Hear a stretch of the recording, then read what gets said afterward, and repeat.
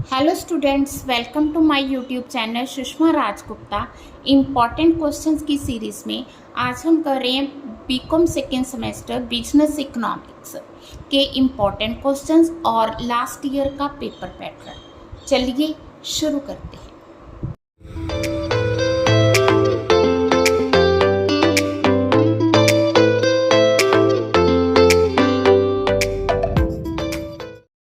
हाँ जी, सब पहले हम डिस्कस कर रहे हैं मई 2021 का जो पेपर है।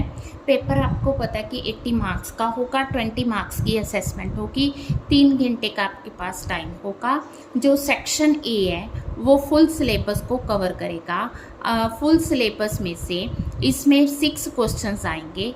आउट ऑफ 6 क्वेश्चंस आपने 4 क्वेश्चंस अटैम्प्ट करने हैं। एक क्वेश्चन 5 मार्क्स का है, टोटल हो गए 20 मार्क्स के। ठीक है जी। तो सेकेंड सेक्शन जो है वो यूनिट 1 से लिया गया है। यूनिट 1 में से 4 क्वेश्चन आएंगे, 4 में से आपने कोई 2 अटैम्प्ट करने हैं। एक क्वेश्चन 15 मार्क्स का होगा, टोटल ये 30 मार्क्स का सेक्शन बी होगा। ठीक है। देन सेक्शन सी में हमारे पास है 4 क्वेश्चन जो कि यूनिट सेकेंड को कवर करेगा। आउट ऑफ 4 क्वेश्चंस आपने 2 क्वेश्चंस अटैम्प्ट करने हैं। एक क्वेश्चन 15 मार्क्स का होगा, टोटल 30 मार्क्स के होंगे। ठीक है। ये पेपर का आप स्क्रीनशॉट ले सकते हो। ये 2021 का पेपर है। हाँ जी, फर्स्ट क्वेश्चन हमारा थ्योरी ऑफ वेजेस में से है। Discuss modern theory of wages. ठीक है। देन वेजेस की ही थ्योरी है। How according to marginal productivity theory wages are determined. ठीक है जी।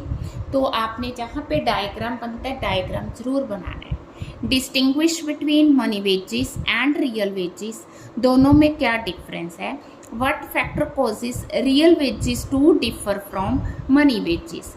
ठीक है। तो किन कारणों की वजह से रियल वेजेस मनी वेजेस से अलग होते हैं।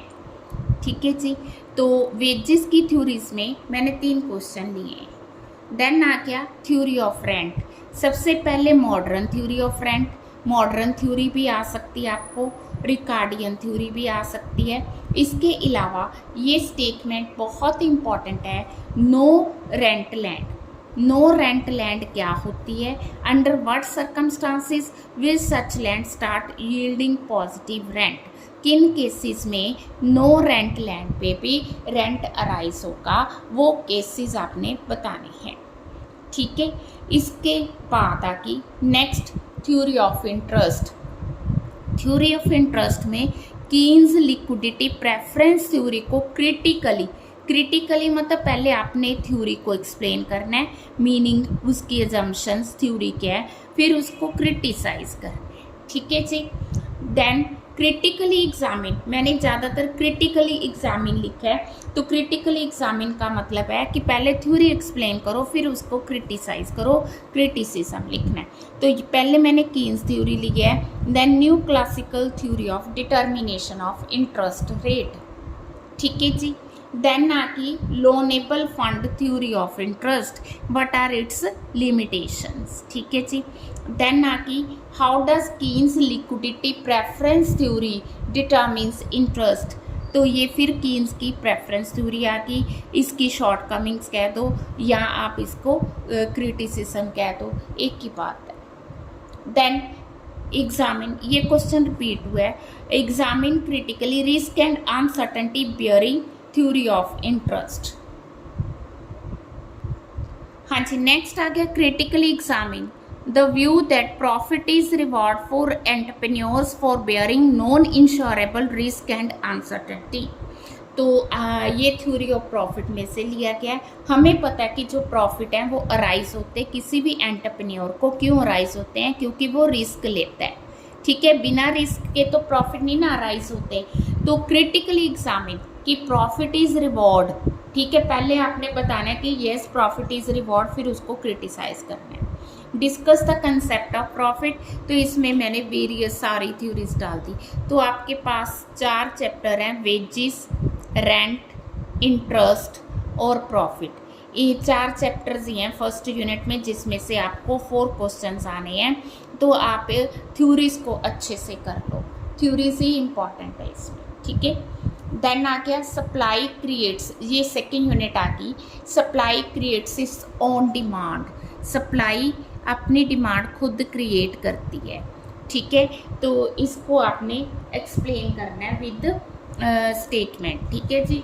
जो भी इस मतलब कि इसके रिलेटेड है, इसमें आपने सेज लॉ, ठीक है, सेज लॉ को एक्सप्लेन करना। उन्होंने सीधा सेज लॉ नहीं दिया, उन्होंने स्टेटमेंट दे दी। Discuss the classical theory of income and employment on what grounds Keynes criticise it, तो इसमें सिर्फ कीन्स का क्रिटिसिज्म देना है। Then what is full employment, उसकी अजम्पशंस देनी है। And give the assumptions of classical theory, यहाँ पे क्लासिकल, पहले हमने किसकी थ्योरी ली है, कीन्स की थ्योरी ली है, ठीक है। Critically explain Keynes theory of income output and employment. Discuss the theoretical and practical significance of Keynes theory of employment, ठीक है जी। देन आ गया define full employment, examine the effect of general wage cut on the volume of employment.